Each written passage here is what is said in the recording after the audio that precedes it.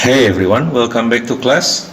I'm looking at the syllabus of your level now, your GESL09. So you're going to have two books. The first one is English in Common 5A and the second one is Effective Academic Writing 1.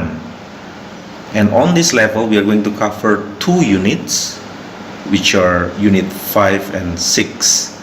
And today we are going to discuss the first meeting of Unit 5. So this is the Unit 5 I was talking about, narrative paragraphs. We are talking about how to write a narrative paragraph. As you maybe have heard that narrative means to tell a story. In this unit we are going to talk about how to write a story properly, like in a standard writing style. When writing, of course, you follow your heart.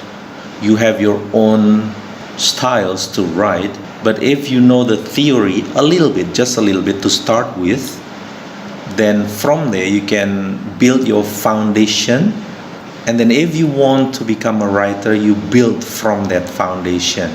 You can also learn from different theories on how to write and enrich your understanding on how to write narrative paragraphs. Then you can build on even better understanding of how to write narrative paragraphs. From narrative paragraphs, you can move on to an essay, and then you can move on to a chapter or even a book, and becomes a narration writer. Now let's read together. A house for Mr. Biswas. They could only unpack that evening. A rough meal was prepared in the kitchen, and they ate in the chaotic dining room. They said little. Only Shama moved and spoke without constraint. The beds were mounted upstairs. Anand slept on the veranda. He could feel the floor curving below him towards the offending wall. He placed his hand on the wall, as if that might give him some idea of its weight. At every footstep, particularly Shama's, he could feel the floor shake. When he closed his eyes, he experienced a spinning, swaying sensation. Hurriedly, he opened them again to reassure himself that the floor had not sunk further, that the house still stood. In this story, we learn that the house is actually in a very bad shape. We know that this house is squeaky, is poor, is probably going to collapse very soon. And the writer starts with, they could only unpack that evening. Unpack means to open up what they have. And then what they unpacked was a rough meal. And then they ate together in the chaotic dining room. Chaotic means messy, so messy.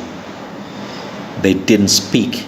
When they say they didn't speak much here, it means the situation, the atmosphere in that room or in that house is gloomy and sad, and it is not exciting to be in that house. But Shama moved and spoke without constraint. Without constraint means can speak fluently. The beds were mounted upstairs. Mounted means there is a lot of stuff there. Anand had to sleep in the veranda. And in the veranda was not in a good shape. The floor curved. Even when Shama was walking, then he could hear the steps. And then it felt like the house was shaking, Hurriedly, he opened them again. It means he was not peaceful when he was sleeping. He was afraid when he was sleeping because the house might collapse very soon. All right, now let's take a look at the free writing. Write for 10 minutes in your journal, in your notebook. Choose from topics below or an idea of your own. You can use your own idea. Express your thoughts and feelings, and don't worry about mistakes. The first topic that you can choose. The writer describes the feelings of Anand and his family had when they moved to a new home. What do you think happened to the family? Have you ever slept in a place where you felt uncomfortable? Describe your experience. What made you feel that way? Or describe a time when you got lost. How did you feel? How did you find your way home? Describe a difficult situation in your life. What did you learn from the experience? Alright, now let's take a look at the brainstorming ideas.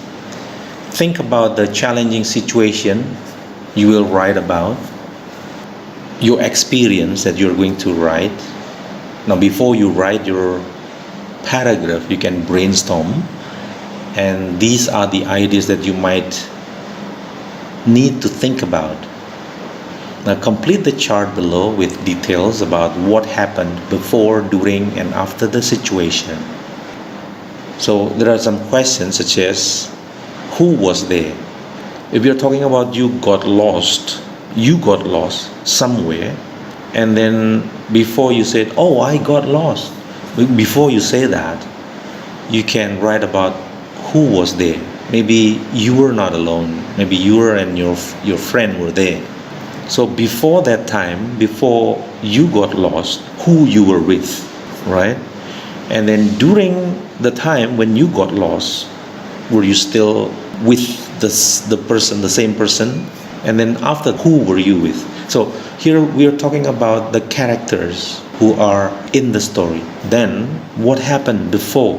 What happened before you got lost? What happened during the time you got lost? And after that, how did you feel before you got lost? Maybe you felt optimistic, you felt sure that you would find the way, but then you got lost. How did you feel during the time when you were lost and after that? Maybe you can also describe what you heard or what smell or what you saw or the taste and so on. I mean, you can use your 5 senses to describe the situation there. Alright, now you have got the idea of the narrative paragraph. You can ask me questions on the Telegram, and then we can discuss how to write a narrative paragraph together. I'm going to also give you an example of my narrative paragraph to you so that we can discuss together.